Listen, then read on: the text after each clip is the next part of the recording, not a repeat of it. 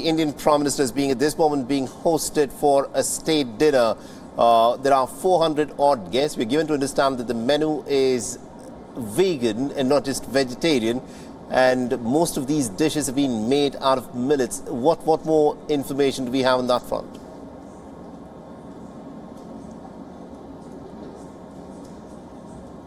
Yeah, well, it's being crafted by a chef that's very known and very renowned for this movement of the plant-based movement, which understandably she would go with a vegan menu than just a solely vegetarian one, since there are so many great options right now. So we do know, as you mentioned, that the appetizer will be millet.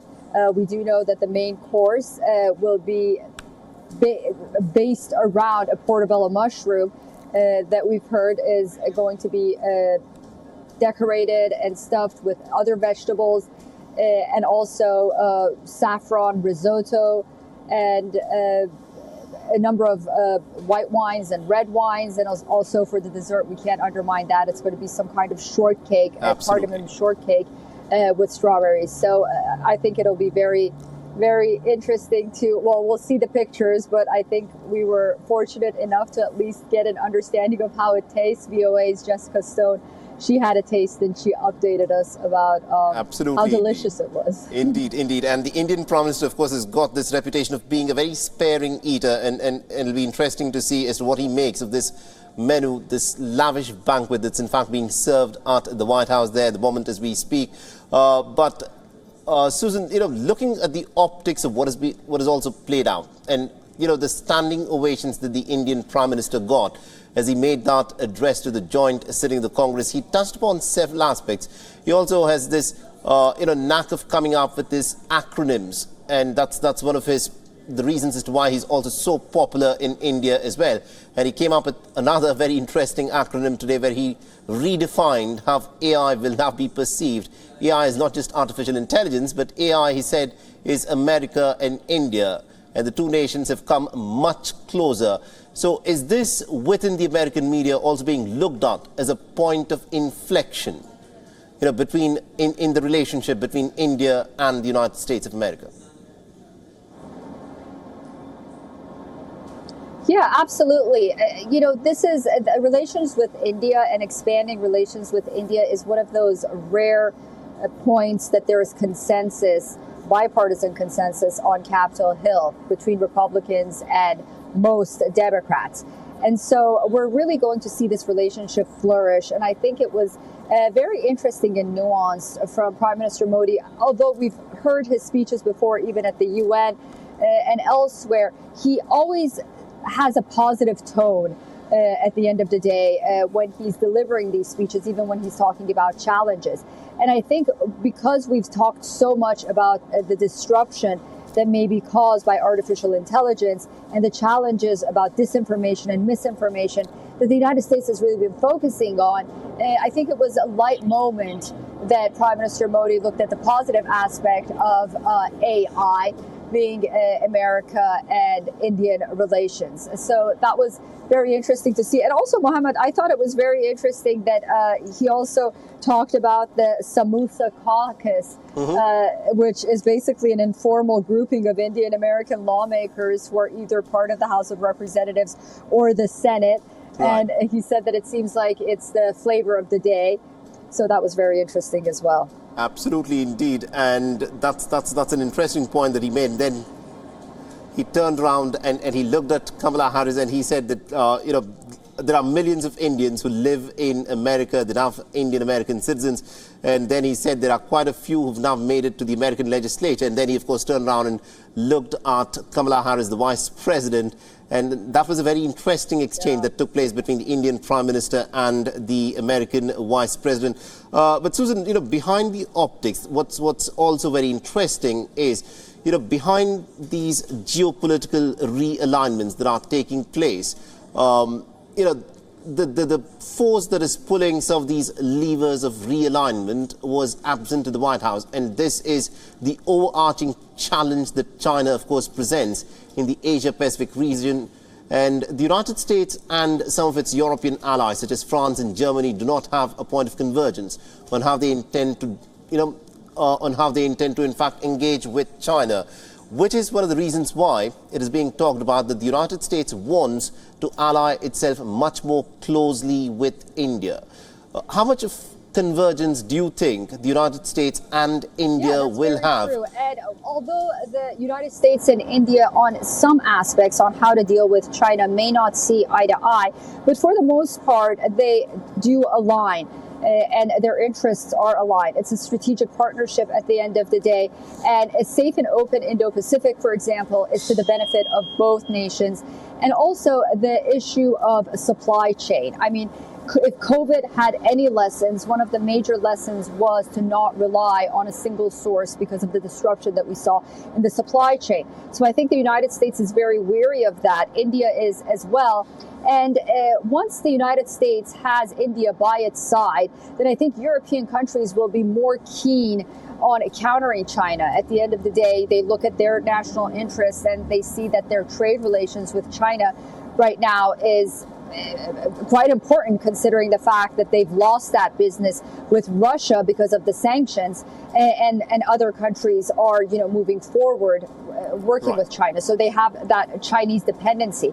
But to decouple completely, yes, the United States and India aligning will sort of set that roadmap for other countries, Western countries at least, to move forward as well. And I think, the meeting with Tesla CEO Elon Musk, I think, was very noteworthy for the private sector. Absolutely indeed. Susan, do continue to stay on with us. Meanwhile, I'm told that we've got my colleague Siddhant Sibal who's also joining us on this broadcast. Now, Siddhant, we've spoken exhaustively about every aspect of what's in fact going on in the White House. But some of these security analysts and strategists are talking about, the possibility of India also playing perhaps potentially the role of the interlocutor. They've been tracking the story very closely there from the White House. Has this topic been at all brought up by the American side to the Indian side?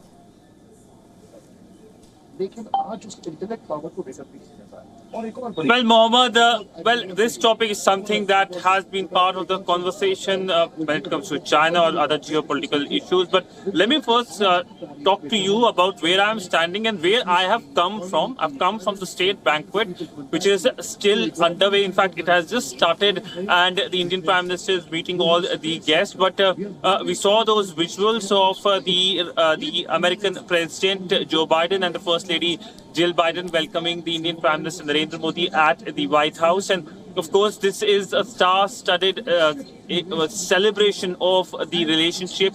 We also know that when it comes to state banquets, it is part of the diplomatic honor which is usually bestowed on a visiting leader of a country. And now we also know that this is a state visit. This is an official state visit, the third official state visit that the Biden administration is taking care of. And as part of it, it is according the highest diplomatic honor on the Indian Prime Minister. Now, it's all vegetarian, first of all. Secondly, millets are being used. We know that India has been calling for usage of millets and has been saying that this is a superfood which should be used as much as possible. But all in all, the top policymakers, the top influencers right now in that building, that's the White House behind me, meeting with each other. And that shows that how essentially the people of the two countries are coming closer, whether it's at the highest level or whether it is at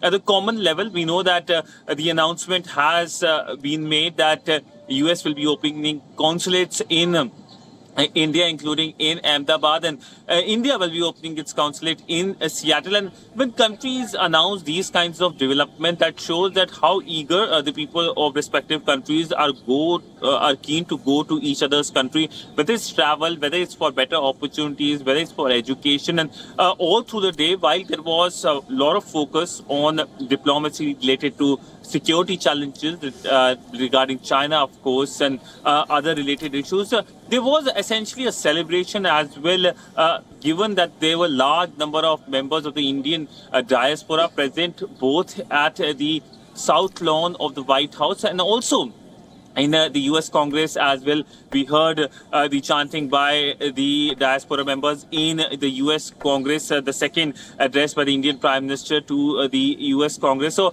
essentially that is something that India has been trying to focus at, and it is being termed as a living bridge between the two countries. We will see more such visuals tomorrow when the Indian Prime Minister addresses the members of the diaspora here in Washington, something that has been permanent fixture of his foreign visits abroad. But today, of course, the big focus is as to how relationship can be further solidified and cemented. Absolutely, indeed. That, of course, has been a key aspect of, of the diplomacy that's been done today. And Susan, if I can bring you in on this, what we are looking at is history in the making. A key geostrategic realignment that's in fact taken place. The question that I want to ask you is, the Indian Prime Minister, this is the second time that he's addressed the joint sitting of the Congress. This is a rare honor that is accorded for leaders who are extremely important for the Americans in terms of their foreign policy. What does this say about how closely the United States wants to ally itself with India?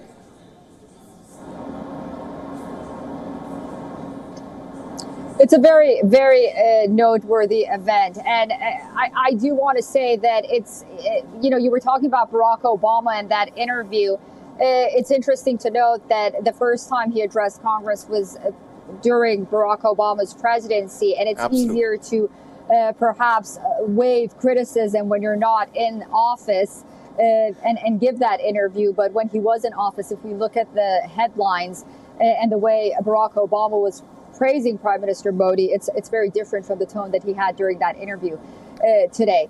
But, it's important. It's important because not only did he address Congress before, but the fact that he's addressing it again right now just shows how the world has changed and how it was important for the United States, as you mentioned, to once again realign itself with its allies and hear the message that another big democracy is sending to the world as well.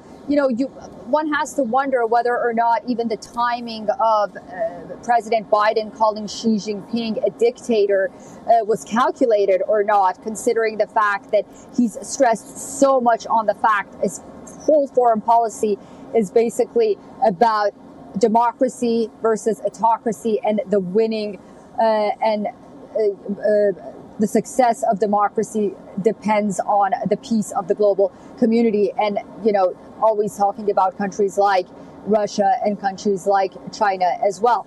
So, it was very important for Prime Minister Modi to bring that message to the U.S. Congress. And as I mentioned, it's one of those rare aspects where there is bipartisan support relationship with India. I think that it's also very important for the United States to try to ally India, as you mentioned, in the defense sector as well, because for the most part, India has been working with Russia and trading with Russia when it comes to defense. So those aspects of it and the technological aspect of it, the business aspect of it, money was very important, but I think ideology was also very important during this address. I think you've summed it up really, really well there. Thank you very much indeed to Susan Tehrani and also to my colleague Siddhant Sibil for joining us and getting us all those details. So the state banquet, the state dinner presently as we speak is underway, and we'll of course get more details as they emerge. But for the time being though, we'll slip into a short break. More news and updates will continue on the other side. Stay tuned to WION. Mr. Speaker, the Prime Minister of the Republic of India.